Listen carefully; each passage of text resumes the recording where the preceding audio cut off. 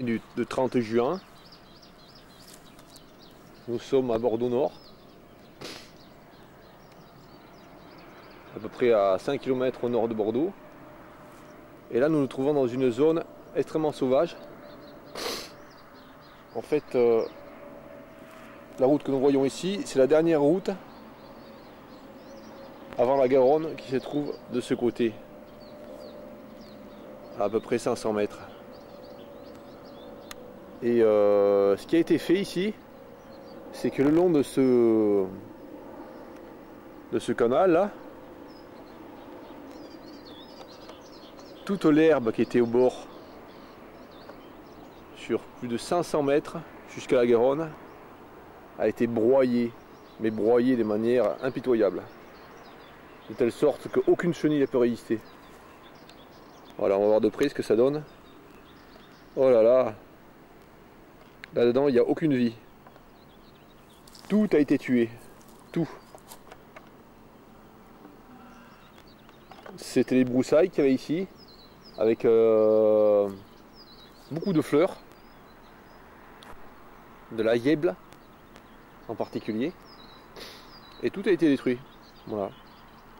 On se demande vraiment pourquoi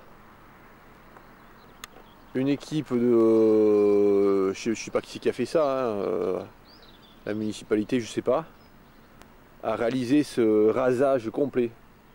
D'autant plus que ça a dû coûter très cher. Il y a une surface extrêmement importante. Et en plus, il n'y a vraiment aucune utilité puisque c'est un endroit sauvage. Au bord de ce petit chemin là destiné aux tracteurs, il aurait très bien pu y avoir un tas de broussailles à côté. Ça n'a aucune importance qu'il y ait des broussailles. Voilà. C'est vraiment stupide. Voilà, en ce 30 juin 2012, nous sommes au nord de Bordeaux, à environ 5 km au nord de Bordeaux. Dans cette zone, près de la Garonne, très sauvage. La Garonne n'est pas loin là, alors là il y a un canal d'une bonne quinzaine de mètres qui se jette dans la Garonne. Voilà la Garonne au loin.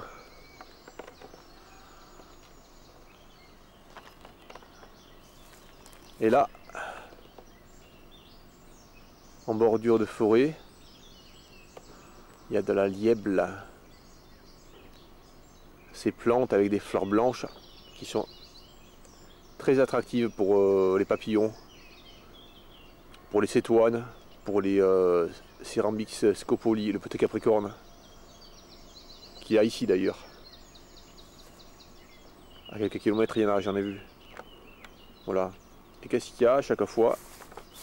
À chaque fois qu'on vient au bord d'un chemin, un tas d'ordures,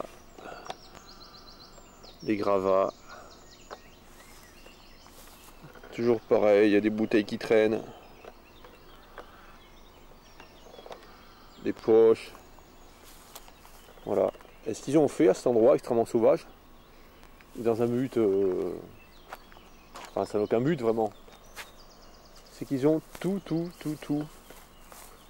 broyé. Tout broyé. Les roseaux, tout ce qui va en bordure de ce cours d'eau, ben, ils l'ont broyé. Voilà. Donc c'est extrêmement riche en fleurs. Ils ont tout enlevé. On voit plus loin là-bas ce qui reste de ce qu'il y avait. Donc des yèbles. On se demande vraiment pourquoi ils ont fait ça. Ils se sont acharnés. Là dans les roseaux, ici là, il aurait pu y avoir des oiseaux nicheurs. En bordure de ce chemin là, qui n'est même pas une zone de promeneurs où il y a des promeneurs, ce n'est pas une zone en ville, c'est une zone éloignée de tout, où il y a seulement un tracteur qui passe de temps en temps. Là il y a des champs de maïs plus loin. Ben, au bord de ce chemin, donc ils ont enlevé toutes les fleurs qu'il y avait là. Il y avait une prairie là, naturelle. Et là ils sont allés de l'autre côté du chemin en enlevé toutes les plantes sauvages avec des fleurs qu'il y avait en bordure. Ils ont tout coupé jusqu'en bas du chemin. Voilà, par bêtise extrême, par stupidité. Ils ont enlevé les orties, plantes hôtes de nombreux papillons, magnifiques. Voilà. Ils ont coupé les roseaux, tout. Quelle stupidité, quelle bêtise.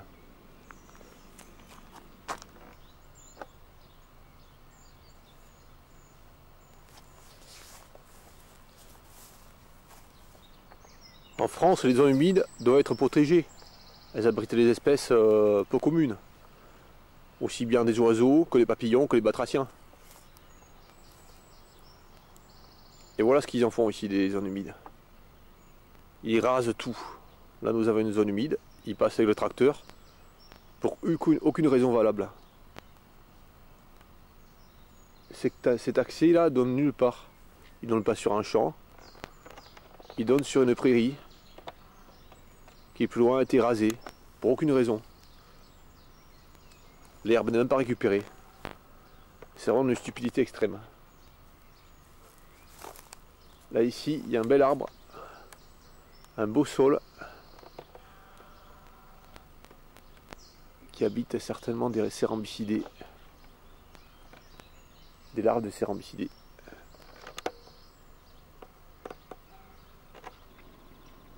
Voilà donc, au nord du pont de l'Aquitaine, que nous voyons là-bas au loin. Voilà, nous sommes à quelques kilomètres du pont de l'Aquitaine.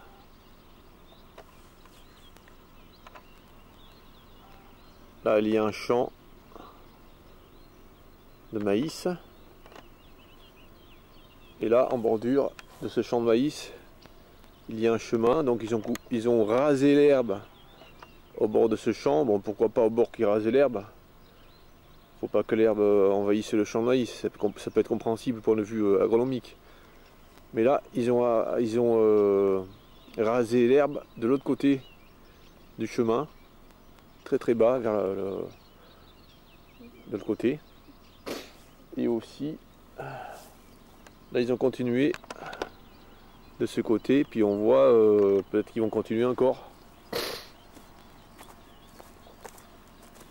Voilà ce qu'ils ont rasé, des roseaux. Donc là on dirait qu'ils ils ont fait un chemin. Ah, ils ont fait un chemin probablement pour les chasseurs, je sais pas. Voilà, on voit qu'ils font pas tellement dans la finesse, hein. Oh là là, que c'est fin. Bon, c'est pas bien grave, hein, mais bon, ils sont pas très fins quoi. Ils arrachent tout quoi, ils cassent tout. Voilà, à peine 60 mètres plus loin, depuis une cabane de pêcheurs, voici la Garonne. Ah. Un bateau Airbus on board. Voilà.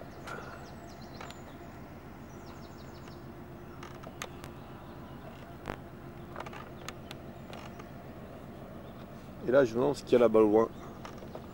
Pourquoi cette fumée là-bas? Qu'est-ce qu'ils font là-bas?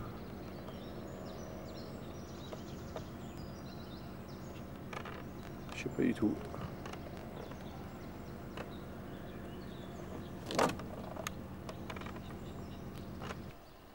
Voilà, nous avons la Garonne ici, pas loin là, à 300 mètres. Bordeaux de ce côté, à quelques kilomètres. Et là, nous avons le spectacle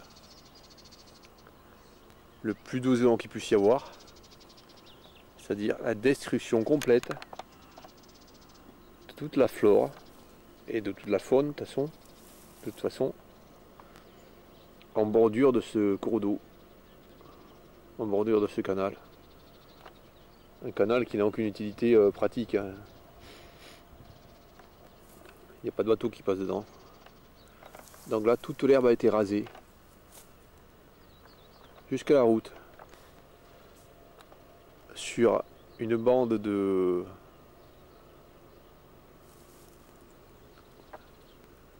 20 mètres. Toute l'herbe a été rasée. Et c'était un endroit très riche en fleurs. Donc, avant, avec un lièble et de nombreuses fleurs, et après, tout est rasé sur des hectares et des hectares, y compris sur les talus. Ils sont allés chercher des engins qui peuvent aller raser l'herbe sur les talus. Ces grands talus qui font au moins 5 mètres de haut, eh ben, tout a été rasé. Oh là là que c'est beau, les tracteurs. Par contre, comme je disais à chaque début de chemin, il y a des ordures. Ben là, les ordures, ils ont bien laissé. Ils auraient mieux fait dépenser leur argent à enlever les ordures plutôt qu'à faire un rasage complet, je dis bien complet, de toute l'herbe qu'il y a sur le bord de ce canal. Avant, après, vive les fleurs. D'un côté de la route, la vie. D'un côté de la route, la vie. D'un côté de la route, la vie.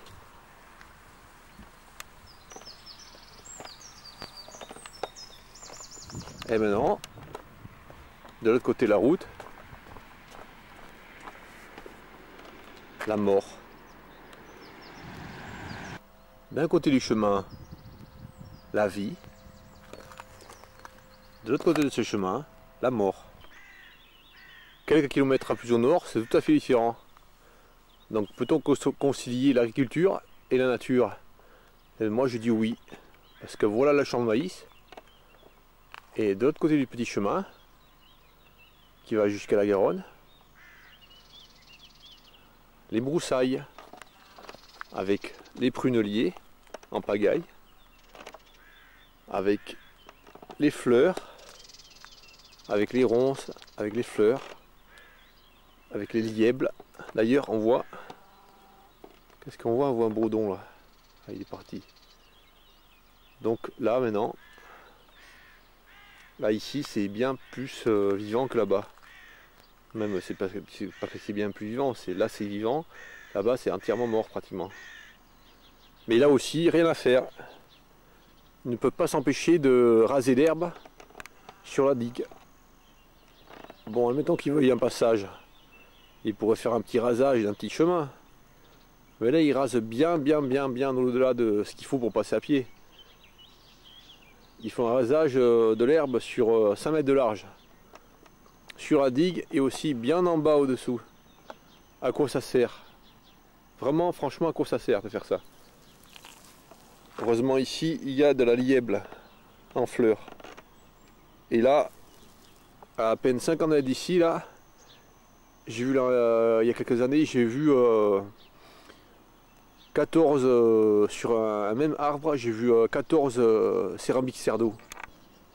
Non, pas des céramiques cerdo. Des céramiques scopoli, des petits capricornes qui vont sur les fleurs, qui butinent les fleurs. Donc c'est très important qu'il y ait des fleurs ici, puisqu'il y a des petits capricornes. Et lorsqu'ils ont rasé cette herbe là, si c'était à la fraîcheur du matin et qu'il y avait des petits capricornes sur les fleurs, et bon, ils ont été tués. Ainsi que les papillons qui passent la nuit et la matinée fraîche dans les herbes, qui ne s'envolent pas. Voilà le chemin derrière nous. Et là, nous arrivons en bout de chemin, enfin, en bout d'une partie du chemin. La Garonne, là, est à peine 200 mètres. Et qu'est-ce qu'on voit? Comme je dis chaque fois, en bout de chaque chemin, on voit des ordures, des ordures, des ordures, des ordures.